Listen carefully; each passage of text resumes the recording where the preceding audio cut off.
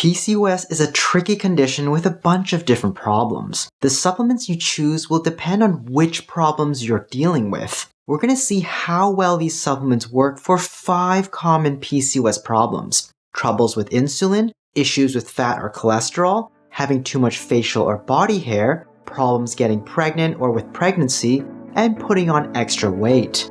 Let's dive in. What I've done here is search extensively for research papers that tested these supplements in actual people. I'm not interested in theories or studies done only on animals or in labs. I'm only looking at studies that show clear benefits in humans. So I'll be ranking these supplements mostly based on the solid evidence we currently have for treating specific symptoms. Just because something is ranked higher doesn't mean it's automatically more effective. It just means that there's more proof supporting its real-life use. With that in mind, let's start by talking about the supplements that probably have the greatest potential for helping with PCOS.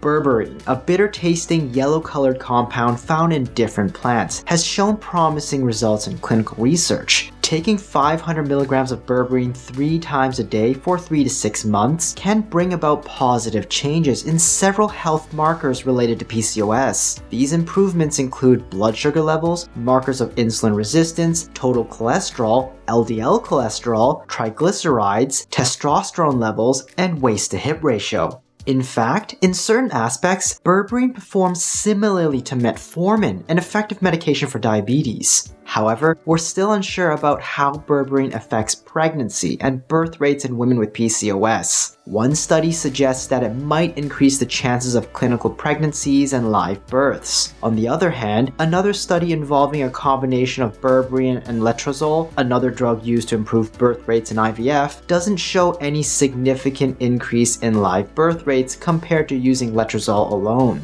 Inositol is a type of sugar alcohol found in foods like cereals, corn, and legumes. It comes in 9 different forms, but the ones called myo-inositol and D-chiro-inositol are the ones most often used as supplements. Both myo-inositol and D-chiro-inositol are good for PCOS and are usually taken together. However, myo-inositol seems to have more positive effects on different aspects of PCOS. Research shows that taking inositol supplements can help with controlling blood sugar and improving fat levels in the body. When combined with folic acid, inositol can lower fasting insulin, testosterone, and waist-to-hip ratio. Sometimes, when inositol is combined with metformin, it can lead to even better results. Using both inositol forms also seems to help with ovulation rates and improve egg quality and pregnancy results. Unfortunately, it didn't seem to be as effective for individuals who are older than 35 years.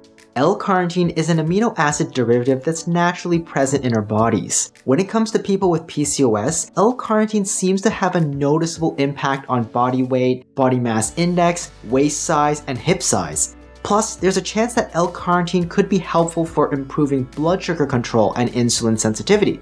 However, we're not completely sure if it can benefit things like fat levels, heart risk, and the amount of fat in the liver.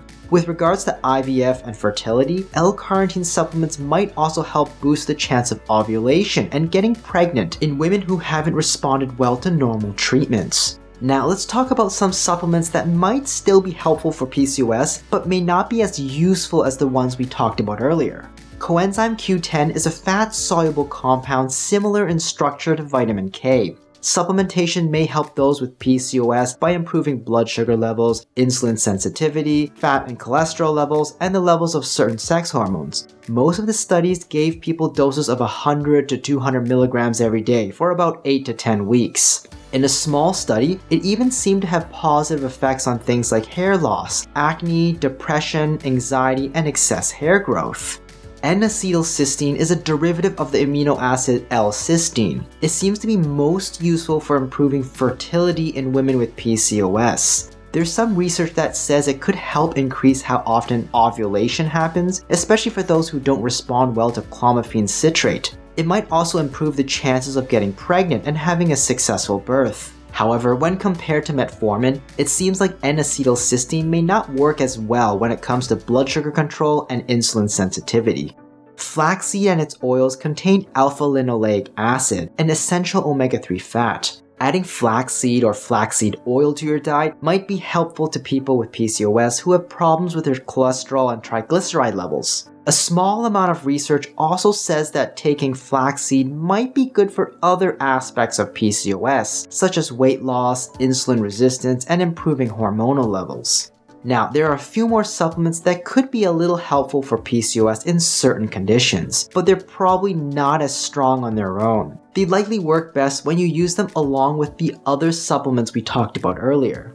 Chromium is a trace mineral our bodies need for metabolism. Chromium picolinate may help women with PCOS if they're also working on their diet and exercise. It might help with how often they ovulate and how regular their periods are. But when it comes to using chromium for insulin resistance and PCOS, the research results don't all agree. While some studies say that chromium could make the body respond better to insulin, other studies didn't find a big change in how the body handles insulin or sugar. Chromium might also help a bit with losing weight, but this small effect is not likely to be noticed.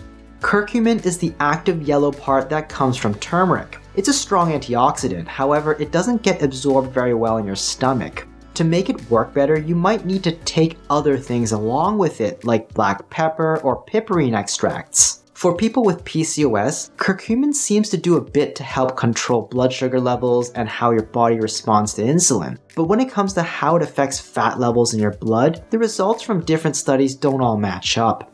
There's also a thought that turmeric might help you lose some weight, but it's realistically not a huge change that anyone would really get excited about. Quercetin is a flavonoid found in foods like onions, apples, berries, teas, and red wine. From a small study, it seems like taking quercetin supplements might improve pregnancy chances, egg quality, and even support in vitro fertilization. There's also some research saying that taking quercetin might help improve how your body responds to insulin, however, the outcomes are inconsistent. Selenium helps us support the production of antioxidants in our body. In a study involving individuals with PCOS, the intake of 200 micrograms of selenium on a daily basis for 8 weeks led to various improvements, including enhancements in pregnancy rates. The same study also revealed slight decreases in excessive hair growth and acne. It also improved insulin sensitivity and lowered the fasting blood glucose levels during IVF treatments. So how can you make the most of this information? Trying to take all these supplements at once may not be very practical, and picking just one may not give you the best results. Remember, these ratings don't necessarily show how much these supplements can help you individually. Instead, they're based on how much research supports their use. Here's my suggestion. Choose 2 or 3 supplements that have proven effects on the specific POS symptoms you're focusing on. For instance, if weight loss is your main goal, going for Berberine and L-Carnitine could be a good plan. And if dealing with too much body hair is another concern, adding N-acetyl cysteine could be beneficial. Or let's say you're going through IVF and your top priority is boosting your fertility. In that case, Inositol might be a smart choice. Then, if you're open to more supplements, you could add folic acid to support Inositol or target another issue that matters to you. But remember, supplements aren't the only solution for PCOS and its symptoms. Your diet and exercise play a big role, and they're likely to be more effective, especially for weight loss. Following a low-carb diet and ramping up your exercise routine can make a significant difference for many PCOS symptoms. But hopefully, this review gives you a solid, evidence-based foundation to choose supplements that have proven to work for PCOS. Hi, I'm Dr. Brian Young. What supplements do you use for PCOS and what are your experiences? Let me know in the comments down below. Subscribe and hit the notification bell to stay up to date. And if you found this video informative, please leave me a like and share this video with someone you know can use the info.